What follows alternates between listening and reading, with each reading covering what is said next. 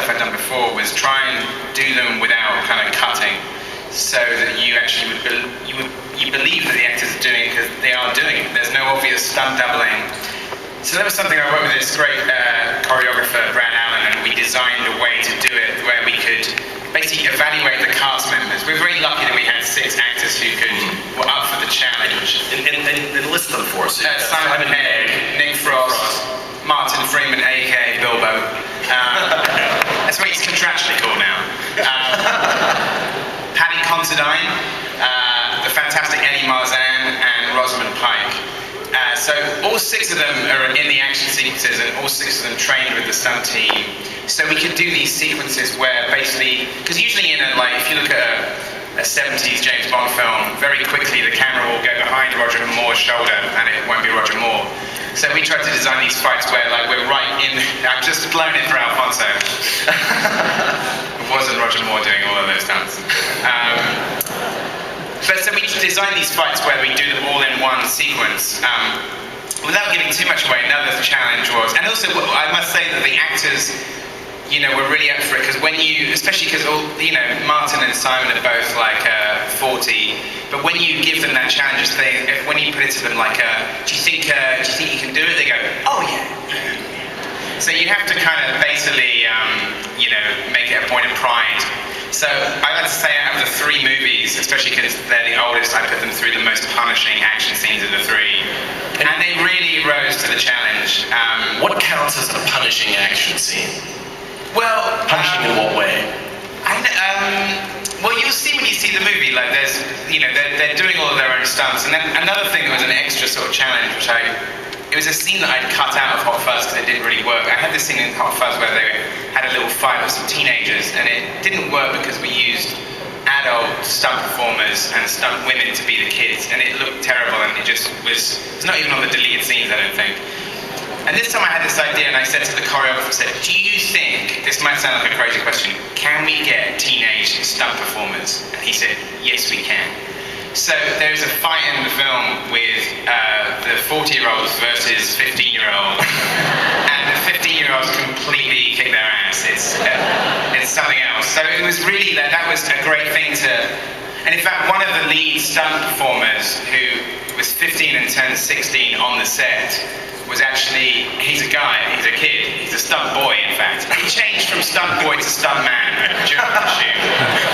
He had his stunt birthday. It's today you are a stunt man. Welcome. But he was actually Chloe Moretz's stunt double in Kick-Ass, dressed up as Hit Girl. So as a 12-year-old, he'd been Hit Girl. So this kid is amazing. His name's Greg Townley. He's going to be huge. And actually, I just wanted to sort of keep pushing myself in terms of can I get these stunt performers to be in the whole scene, not just be the stunt doubles, they actually are in the whole thing. And Brad, the coordinator, said, would you let Greg actually read the lines for the scene? And I said, sure. And he was great, it's very naturalistic, so he's not only the stunt man, he's in the movie, he's one of the They're the actors. They're the actors. And it just makes the fight scene so much more real. And this because you've got basically no doubles.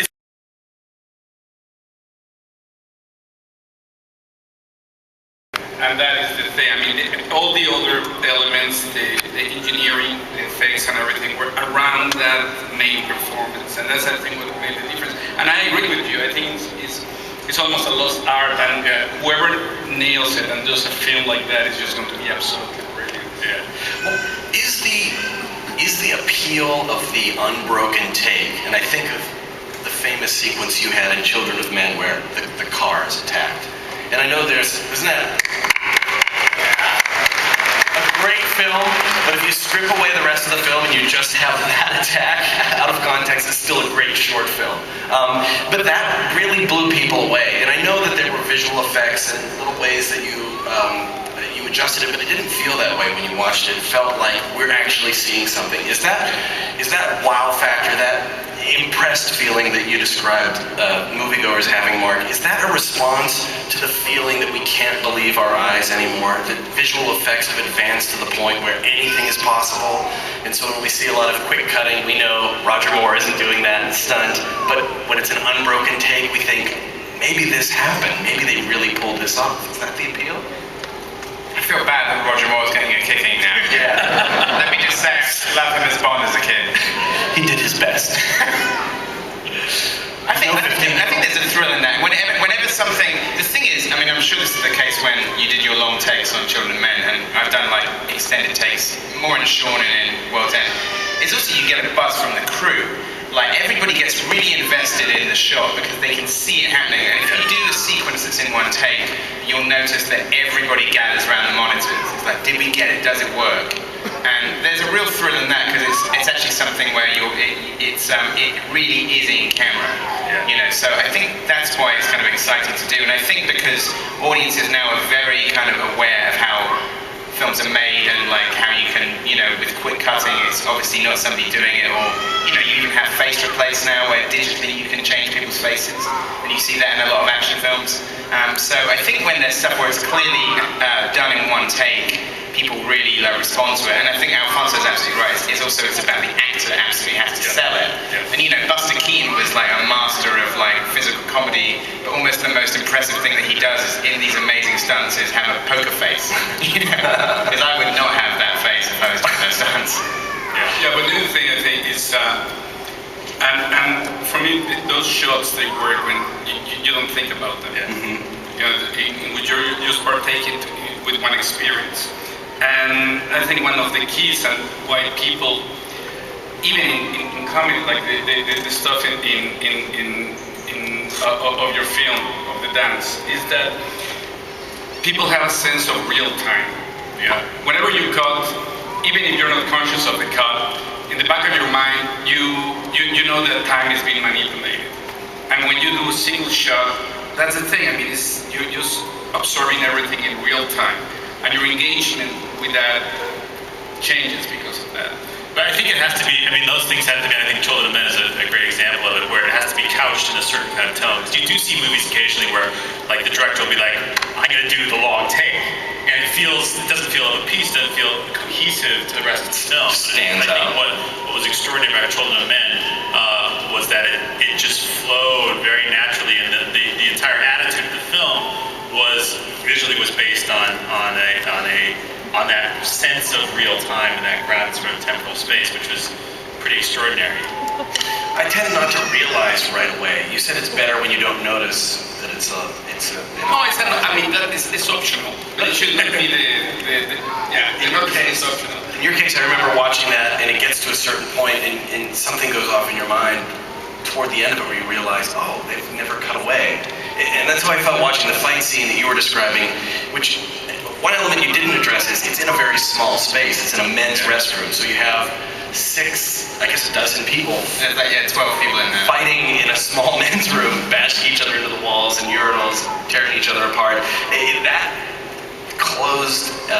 That closed atmosphere and really adds something to the fact that, oh, they haven't cut away, that this is all going on at one point all together. Yeah, and then there's other things you can do with that as well. It's also in the scene, we never flew out the walls. We sort of made a full wall and just stayed within it. Mm-hmm. So we actually didn't even have a Steadicam. We had like a handheld 35 because the operator is right by there. So that's the other great thing. Doing those fight scenes is always kind of fascinating because it's not just choreography for the actor, it's also the camera operator has to be in the right place so he doesn't get hit in the face.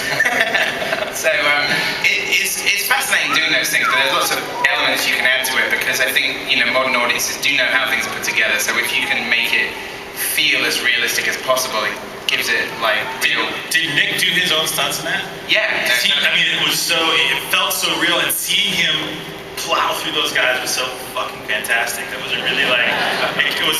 Mark, it says clearly don't swear. Oh. That's right. But he is talking about my film, so it's okay. But I do that. Sorry, it won't happen again very many times. Now Nick Frost did do his own stunts. And they all did, and you can feel it.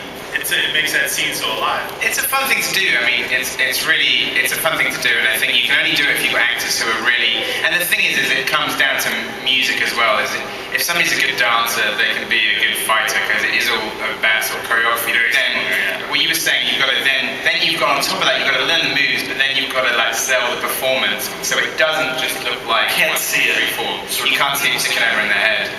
But it was really fun to design these fights with like limbs and heads coming off and stuff.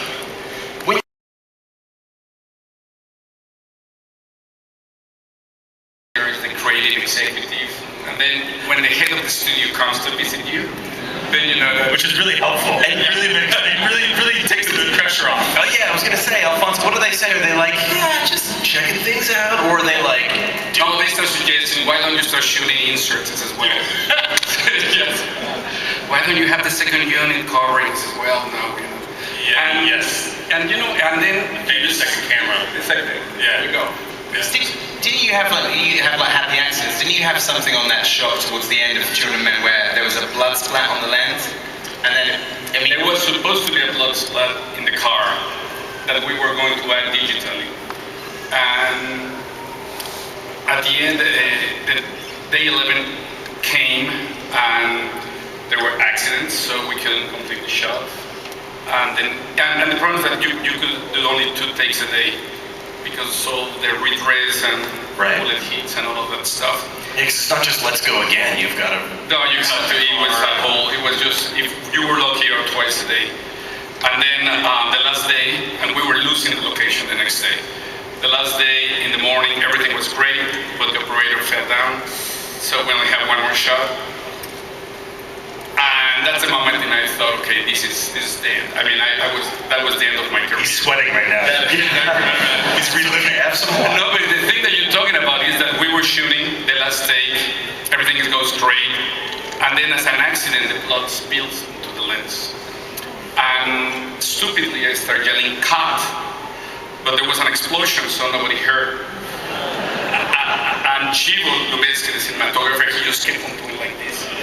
And so we kept on going, and there was this amazing adrenaline at the end, everybody congratulating everybody, and I said, yes, but there was a splash on the lens. And Chivo turns to me and says, you idiot, that's the miracle. and it's when we realized, yes, of course, we have the lens, the blood splash in that scene and not in the other scene. That's amazing. I can't believe it. You almost stopped it. Good thing you didn't get. No, I stopped it. That's stupid. It's 2 miracles though. The explosion is the second miracle. Yeah, no, exactly. Yeah. That means you're now a saint. 2 miracles. No. I'm the sinner. She was the saint. Mark, did you have any happy accidents on The Amazing Spider-Man or anything happen yet on Amazing Spider-Man 2?